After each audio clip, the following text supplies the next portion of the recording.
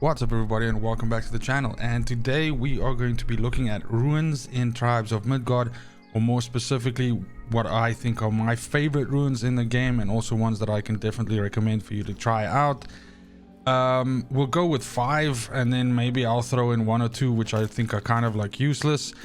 And we're gonna kick it right off by looking at Eye of Thor. Now, Eye of Thor says it increases the damage dealt to Jotnar by 10%, and this rune really shined for me recently when I was doing the day 100 survival challenge. And during those 100 days in survival, no matter how slowly you delay the Jotnar from getting to your base, you are going to have to be killing a whole bunch of them, anywhere between, I would say, probably 14 to 20, maybe even more than that. And the point is that progressively their health pools increase, and so what starts out as a relatively easy task of dropping them eventually becomes quite a gargantuan effort, whether you're in a group or in a solo. So Eye of Thor is specifically guaranteed to help you kill Jotnar faster by just giving you a flat 10% increase in damage against them. Now, what's good about runes, and this counts for all runes of course, is that they all stack. So with the 5 runes that you can carry, you could potentially get 5 of these stacked up over the course of 100-day survival, for instance, which I happen to do by about, I would say, around, I think, day 56, something like that. I think I managed to get the 5th one, and this meant that I was dealing 50% more damage against these giants. Now, at this late stage in survival, you pretty much one-shot everything else except for giants, so you really can afford to essentially get rid of all of your other runes and basically stack this. And that's why I think that, and we might circle back on this topic as we discuss the other runes, certain runes are more specific to whether you're playing survival, whether you're trying to do a fast Fenrir kill, for instance, of a day 5 or day 6 kill, or whether you're trying to do a long saga game where you end up killing Fenrir not Ragnar, when you end up trying to kill Fenrir right before Fimbulwinter, like maybe like around day 12, day 13, something like that. And then of course certain runes are also better for whether you're going solo and when you're going out by in a group, maybe duos or even up until 10. But definitely across the board, Eye of Thor is just a fantastic boost to your damage against giants, and that's definitely why it's considered as one of my favorite ones. The next one we can look at is Blessed Hands, which is one of those situational kind of runes. If you get this late game, you're going to throw it away immediately, but this can be a game changer if it's your first or second rune you get while out venturing in the wilds. What Blessed Hand does is it gives you 300 additional XP whenever you open a treasure chest. Now, these chests are of course in the camps out in the game, and this is kind of like a game changer, which like drastically ramps up your XP gain, especially if you're someone that diligently goes out and farms camps, the first couple of nights that your base doesn't need defending or something like that.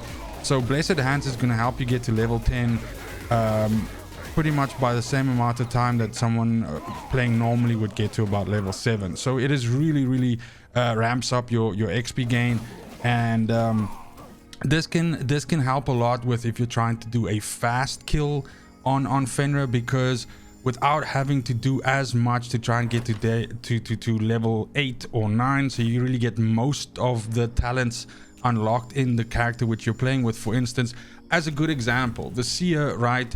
You have a lot of great damage boosting talents, but essentially you pick them up kind of like only around level 5, 6, 7 and 8 of leveling up the seer. So the quicker you can get to that point means the quicker you're dealing out way more damage with, for instance, increased attack damage, more thunder damage or anything like that. And this is true for any of the other characters. So Blessed Hands just definitely helps out with that. But then of course, as I've said, if you pick this up like late in the game or when you're already level 10, it's a no-brainer and you can just throw it away or sell it for that matter. The next one is Cold Blood. Now, as the game works, of course, temperatures affect your character unless you're playing the seer, where you can use something like Tempered and not be affected by either too cold or too hot situations. What Cold Blood does is very interesting because it regenerates 50 HP per second when suffering from cold temperatures. Now, when your character starts suffering from cold, you will lose life, and so that's very dangerous for you to stay out or be away from a warm source area, because eventually that damage can kill you. But this is a way to essentially stack healing against that damage without having to keep topping yourself up with potions or something like that. And if you stack Cold Blood, if you get 2, 3, 4 of these runes on there, you can actually kind of make the life loss that you get from cold negligible and almost like deal no damage to you at all.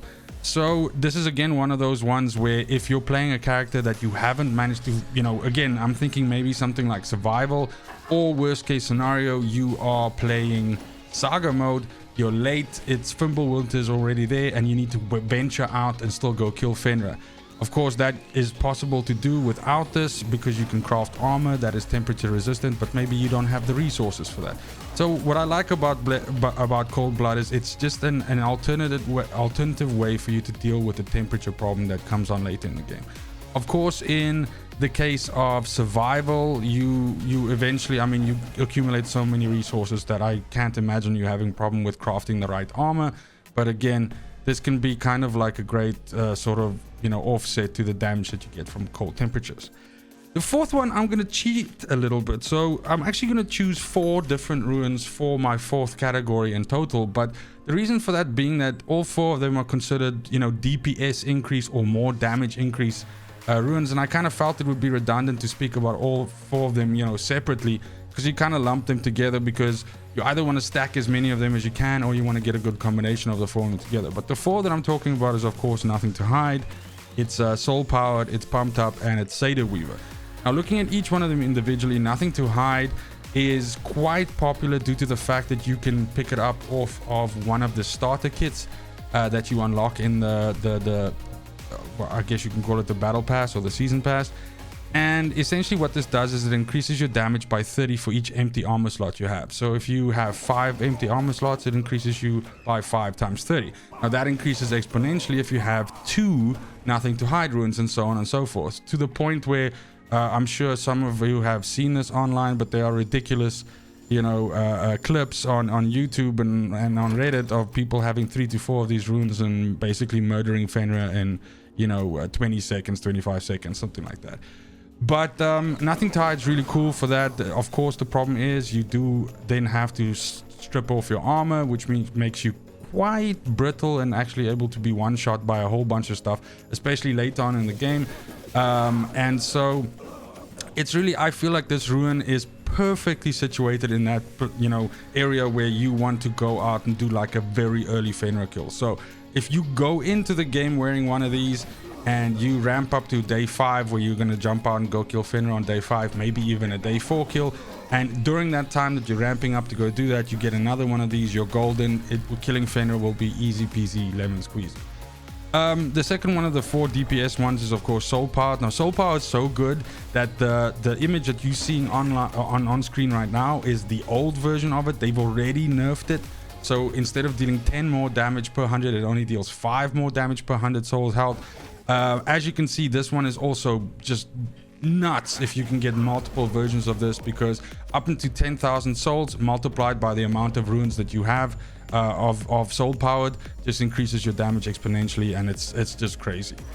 The next one is Pumped Up. I like Pumped Up. I haven't gotten it a lot in the game, but Pumped Up basically says that you deal 20% more damage when your mana gauge is full, and that's of course the 3 icons that you get as you are fighting. You fill up the mana gauge of your weapon, and then you can of course use right click and E and abilities to push them out. But in this case, if you keep that mana gauge full, you will have a 20% flat increase of damage. If you're carrying 2 of these runes, it's a 40% flat increase in damage. So as you can imagine, like 4 or 5 of these is ridiculous, because you're getting like a double damage situation where you're literally dealing 100% more damage or 80% more damage. So really cool as well. And then the last one, Satyr Weaver. I think out of these 4, the ones that you'll most likely run into the most often seems to be Satyr Weaver. It does drop quite a bit. But this basically says that combo attacks have a 30% chance to generate magical projectiles that seek out enemies and deal high physical damage each. Now, it deals quite a bit of additional physical damage, and the projectiles that shoot out when you connect with a combo attack actually reach quite far. So you can often have a situation where 2 enemies can run at you and one is like on the outskirts, and by comboing those 2, one Satyr Weaver projectile will shoot out and just flat out murder that guy.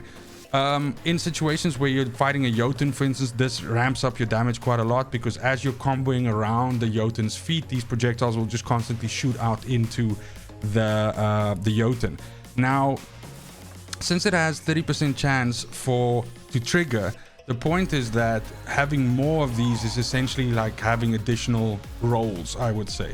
So it's not going to increase the percentage chance. So having 3 of them does not give you a 90% chance of the projectile going out. It doesn't work like that, but it means that you have essentially, with each combo, you have 5 attempts at this 30%. That's basically what it comes down to.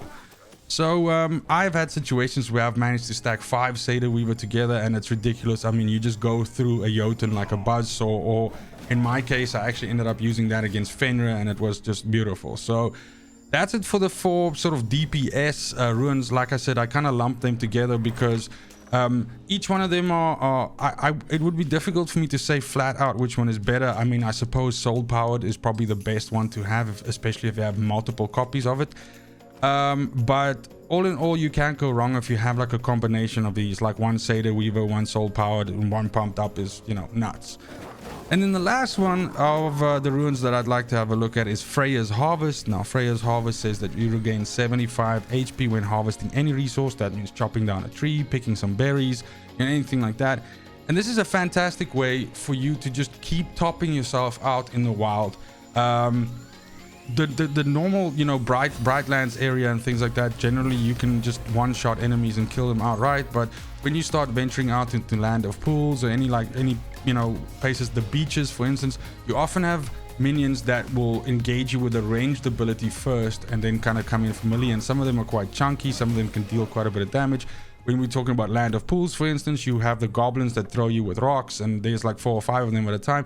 So there's always going to be something that's whittling down your HP, and you might not always have a health potion on hand, or you might not want to use them because you don't have enough material to replenish them. So Freyas Harvest is a fantastic way of just sort of like topping yourself up in HP by just doing what you'd be doing in any case, which is harvesting resources. So that's it. These are some of the runes which I love finding in chests. They really augment the runs into something special for me. I like getting them. There's of course a whole bunch of other runes in the game. Recently, what was really cool is Tribes of Midgard's Twitter. I think it was available elsewhere as well, but Twitter just posted like a screenshot. I have it on screen for you here right now, which basically just showed all of the runes, the 30 runes in the game right now. Of course, they'll add more of these down the line. I'm sure as we get additional seasons. Of course, I don't know how many per season will come out, but yeah, this is just really awesome, and I do like the way that this kind of like changes, you know, how a run plays out, and can basically turn you from 1 minute struggling to kill stuff and then getting like maybe a soul powered and a Satyr Weaver to drop, and then suddenly just feeling like uber powerful as you tear through enemies. I did promise that I would mention 1 or 2 runes which I don't really like. So I would just say that Golden Egg, in my opinion, drops far too often, and of course the only real use that Golden Egg has, at least as far as I guess I can figure out, is of course the fact that you can sell it for 200 souls, which is quite a lot. But then on the other hand as well, it does increase the opportunity or the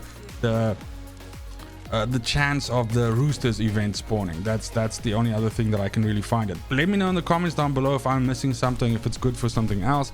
But yeah, I'm not a big fan of that. And then of course the Einher Ajar, which is the increased damage dealt by any jar type triggered by 50%. Now the 50% sounds ridiculous. I mean, that's a hell of a lot of additional damage, and these jars do a shitload of damage to begin with.